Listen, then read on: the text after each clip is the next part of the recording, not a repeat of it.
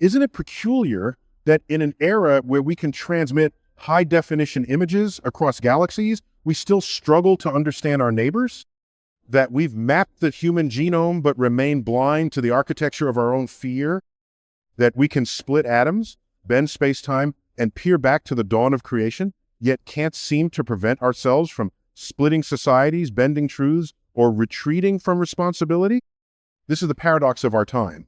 We are cosmic beings, standing at the edge of profound possibility, and yet we tremble when the winds of transformation begin to blow. And those winds are picking up. Let's be clear, this is not a prophecy of doom. This is about turbulence. And turbulence is simply the universe reminding us that stability was never the goal. Growth was. At this very moment, we are living through one of the most turbulent and potentially transformative chapters in human history. A shift not limited to geopolitics or economics, but one that presses against the very membranes of our collective perception. It's not just our world changing, it's the lens through which we experience reality that's being recalibrated. Imagine a spacecraft encountering gravitational waves distortions in the fabric of space and time.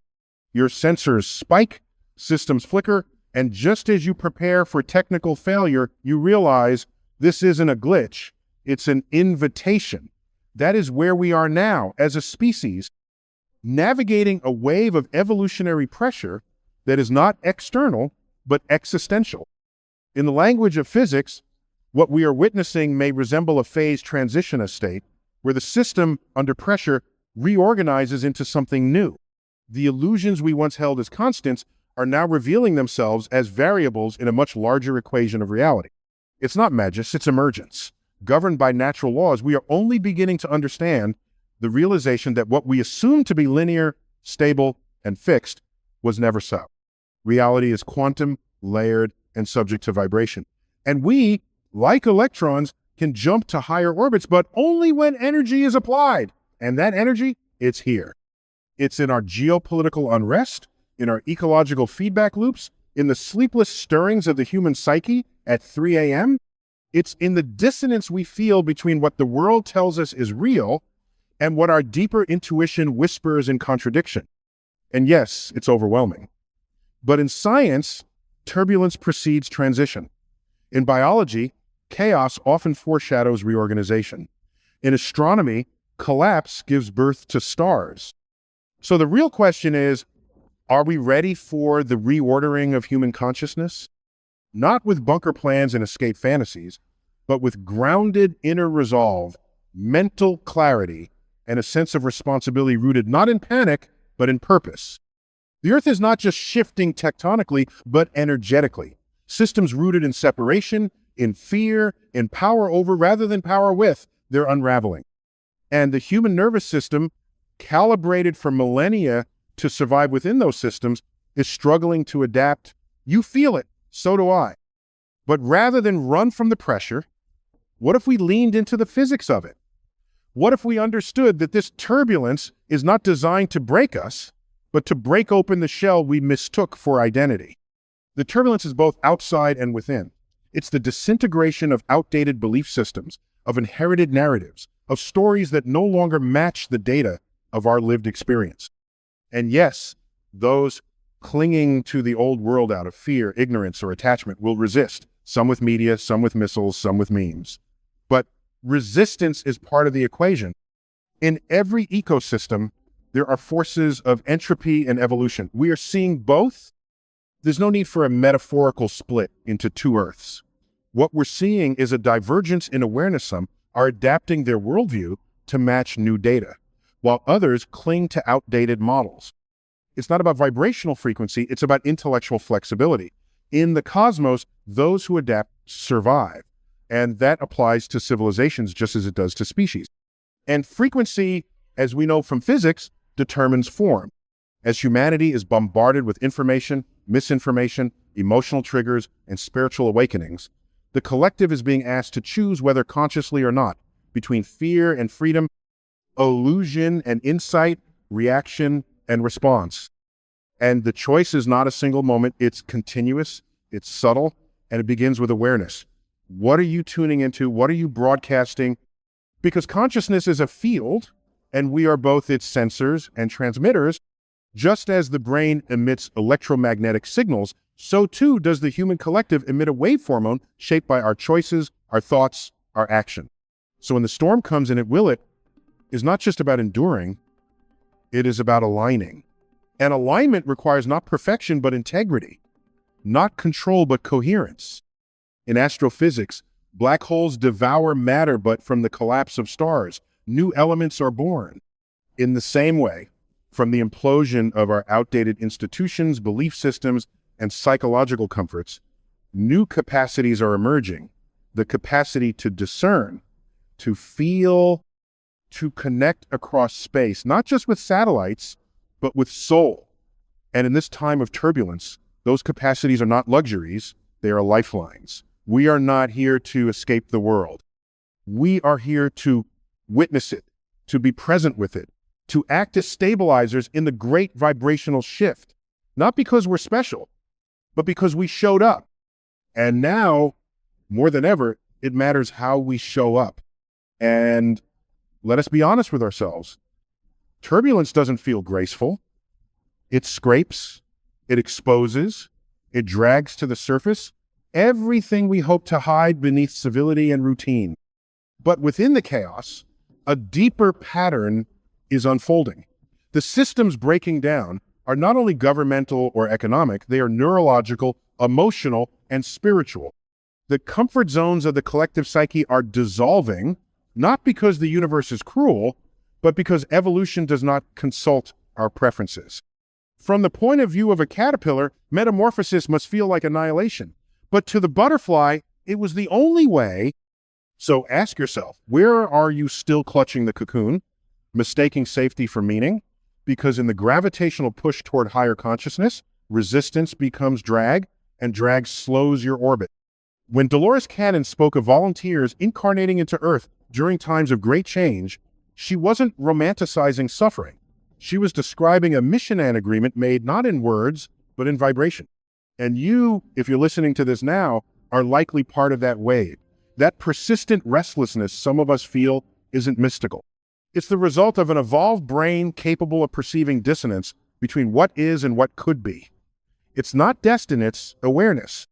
And that awareness is precisely what evolution has gifted us to navigate the uncertainties ahead. But being here now is not enough. This is not a spectator event. Earth is not a school where you passively attend.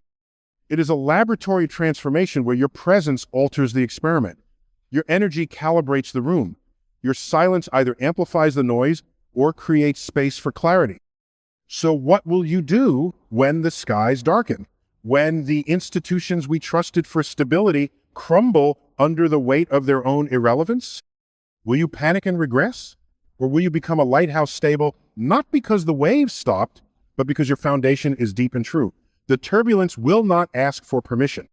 It will arrive disguised as economic collapse, technological confusion, social fragmentation, even global unrest. But underneath the drama, the deeper shift is simple: consciousness expanding beyond the paradigms that once defined human limits.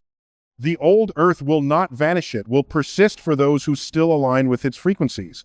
It is the version of reality where fear governs behavior, where power is hoarded, and truth is distorted for control. But the new Earth, what Dolores called a higher vibrational realness, not a utopia. It is a recalibrated matrix where empathy functions as law, coherence as currency, and presence as power. It is not a place you fly to. It is a frequency you embody. And to reach it, you don't need to be perfect, you need to be attuned. That's the real challenge of this moment. Not escaping the old world, but refusing to let it define your inner state. Think of it like tuning a radio. Both frequencies, the fear-based and the awakened dare, broadcasting simultaneously. The chaos of collapse and the clarity of rebirth. The volume you hear depends on what you're dialed into. So how do you choose your station? Through breath, through attention, through acts of grounded compassion, through questioning the narratives you inherited, not out of rebellion, but out of reverence for truth. In the coming years, as turbulence increases, the human psyche will face a crisis of coherence. People will no longer know what to trust. Governments will contradict themselves. Media will devour itself. Algorithms will entangle fact and fiction until even logic begins to feel like smoke. This is not failure. It is the natural consequence of a system collapsing under the weight of its own dissonance. But in that vacuum of confusion, a new clarity can emerge if we are still enough to hear it. That's why inner work is no longer optional. Mental discipline is not a luxury. Emotional intelligence is not a TED Talk topic, it's a survival trait. Because when old belief systems crumble, they don't go quietly. They collapse loudly through fear, through conflict, through projected blame, and if you're not anchored internally, you'll be swept up in the noise. You'll mistake collective panic for personal truth. You'll forget that evolution always requires chaos before coherence. But you don't have to forget. You can remember your agency. You can remember that you are not here to fix the world alone.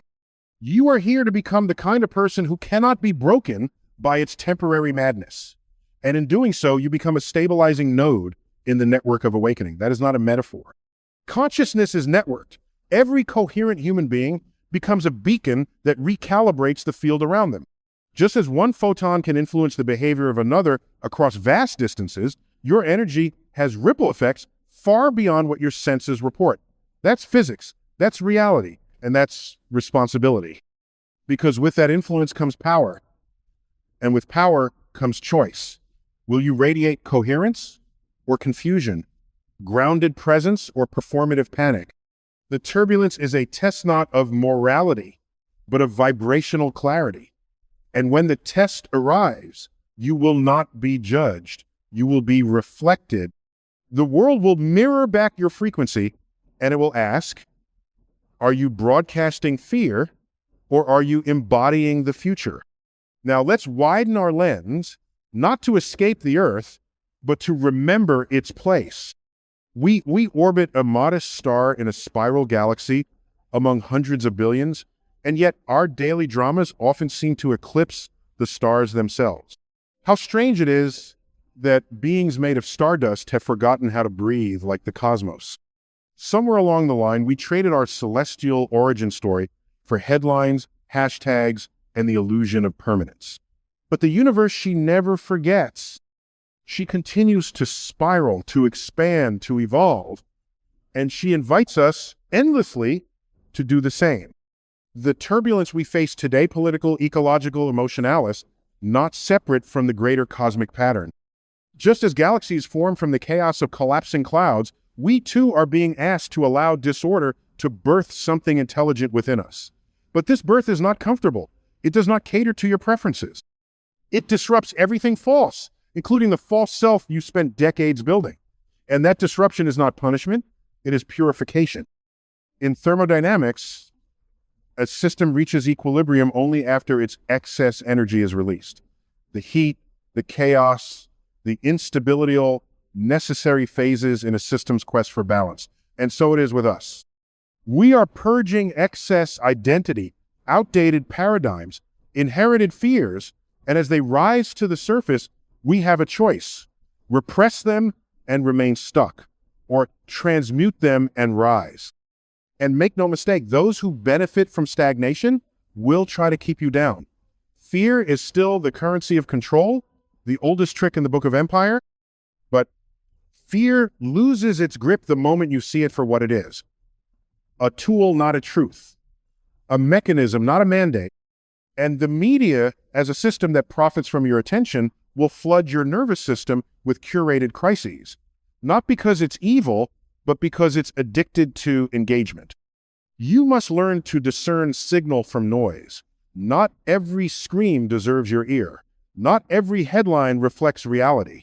In times of turbulence, your attention is your compass. Guard it like the sacred resource it is. Because where your attention goes, your energy follows, and where your energy flows, your reality grows. So be deliberate. What you consume, you become. This is not metaphor, it's neuroplasticity, it's vibrational entrainment. It's biology and physics working together to shape your destiny. Now imagine a world where millions of people awaken to this principle, not as a spiritual cliche, but as a scientific reality.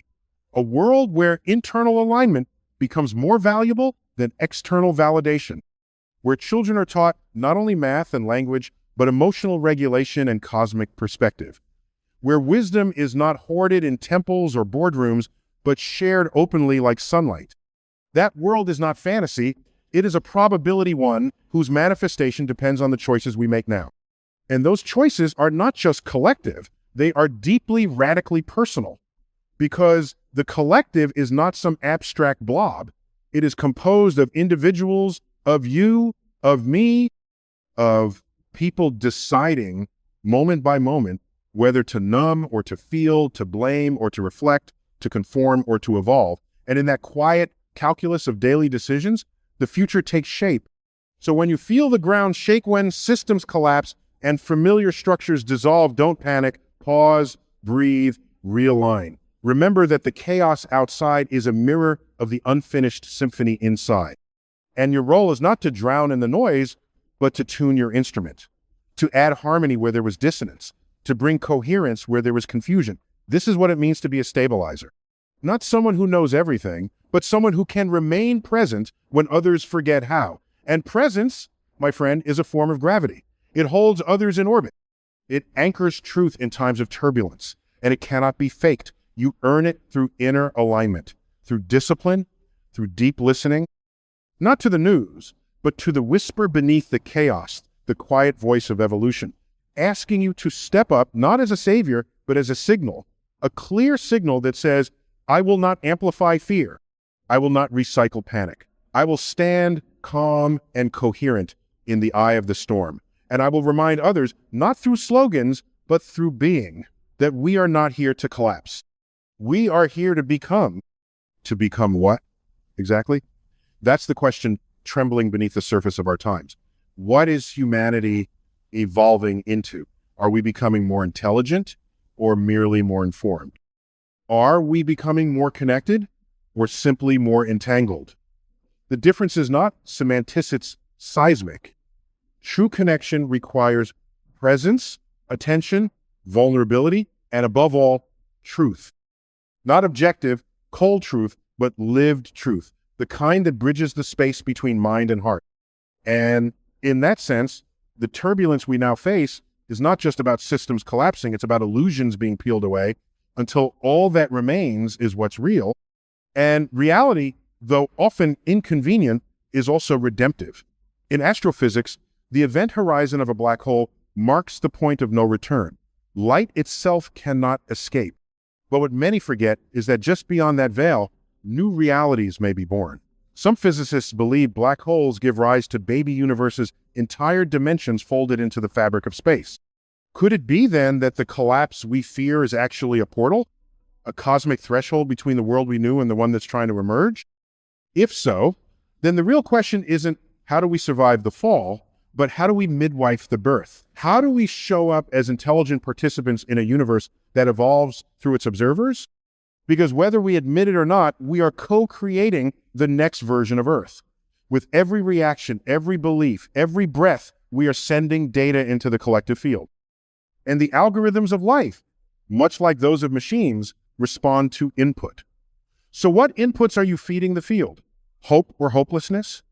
Integrity or apathy? Curiosity or cynicism? The choice isn't easy. In fact, it's the most difficult task of our species so far, not landing on the moon, not decoding DNA, but staying conscious in the face of collapse.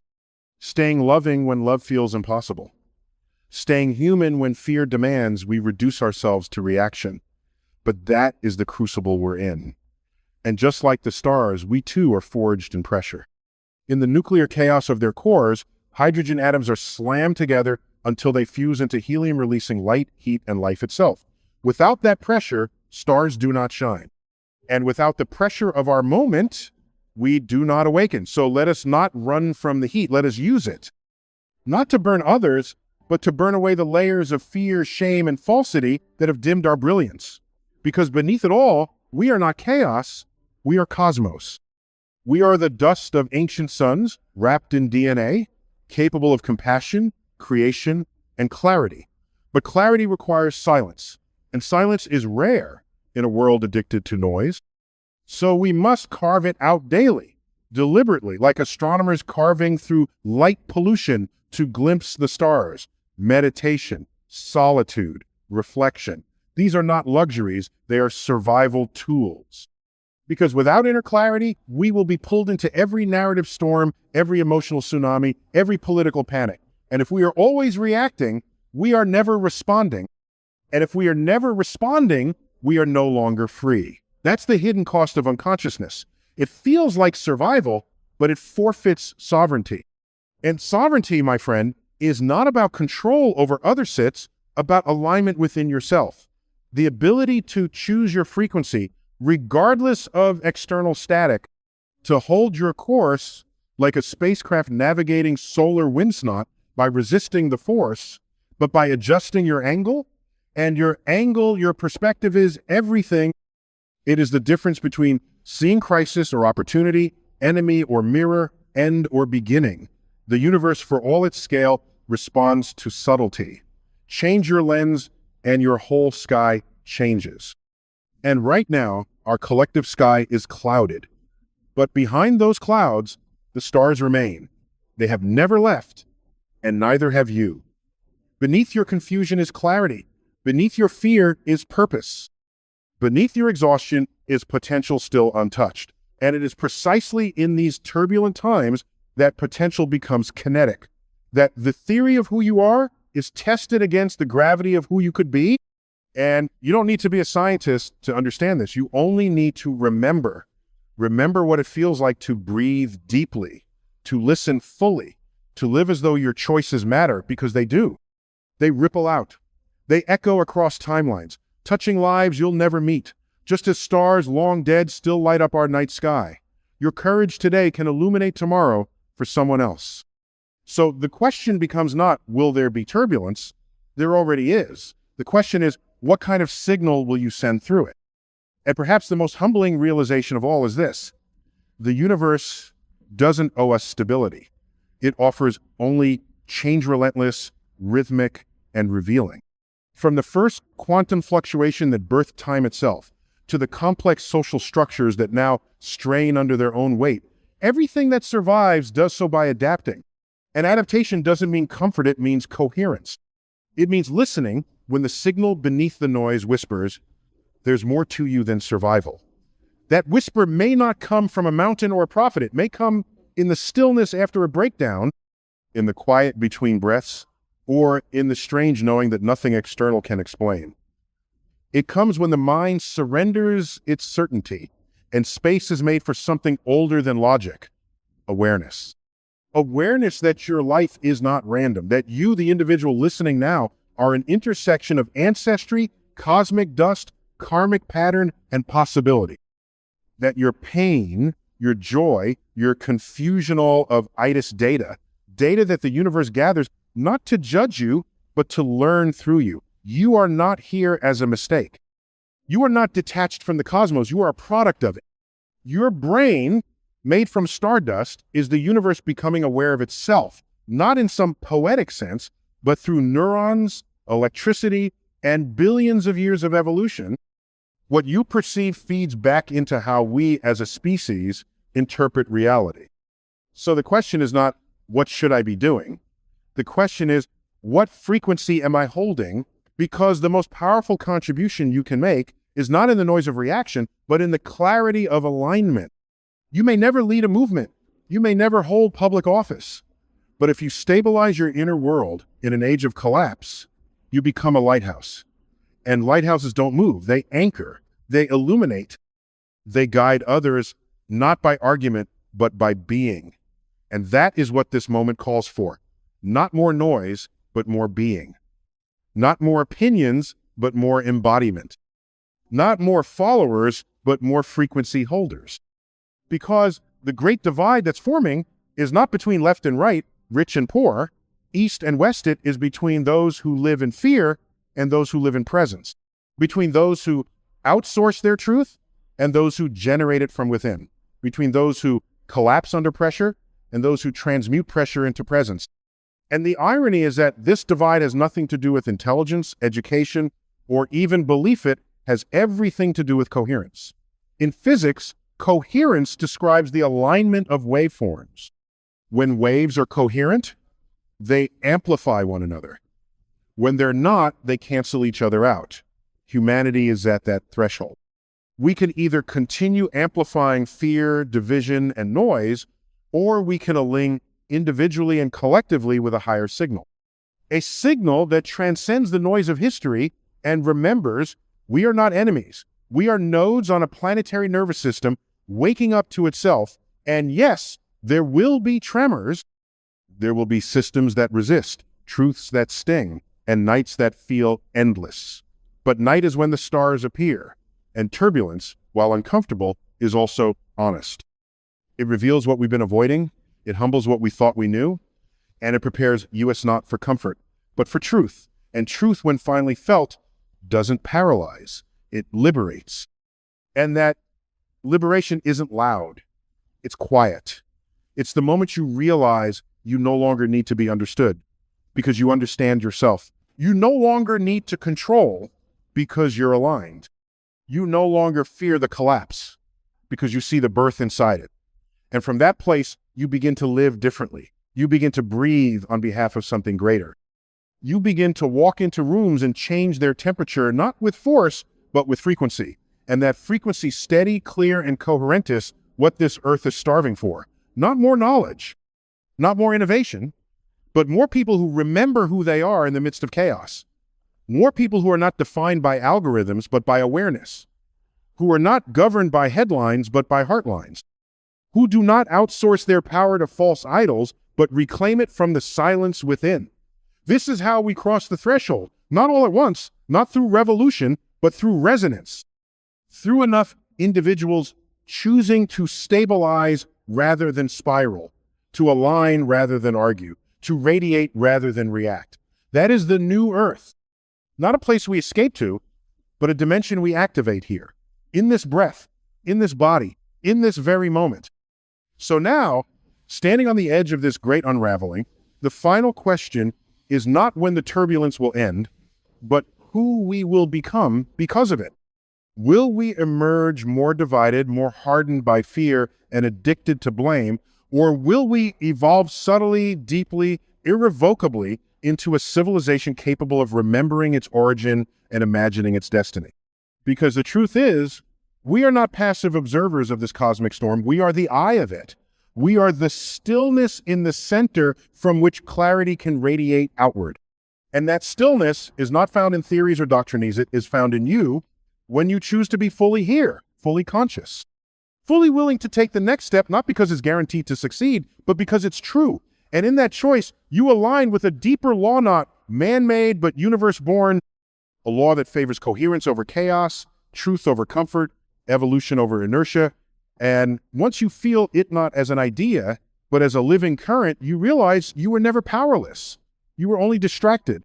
You were never unworthy. You were only misaligned. The turbulence was never the enemy. It was the echo of a larger intelligence asking you to rise. And now, more than ever, we are being called to risen not with pride, but with purpose. Not to escape the earth, but to serve it better. To walk gently, to think clearly, to feel fully, to reconnect the severed strands between science and soul, between logic and love, between mind and cosmos. Because this earth, this tiny pale blue dot suspended in the darkness, is not just a place we inhabit, it is a mirror of who we are becoming. And what we become now will ripple outward into generations unborn, into galaxies unseen, into dimensions unimagined. That is the scale of this moment. That is the weight of your presence. So take one final breath, not to relax, but to remember, you are not here by accident. You are here as a stabilizer in a storm of forgetting, a transmitter of the signal that says we can evolve. We can harmonize. We can remember who we are, cosmic, conscious, and capable of shaping a world worthy of the stars that made us.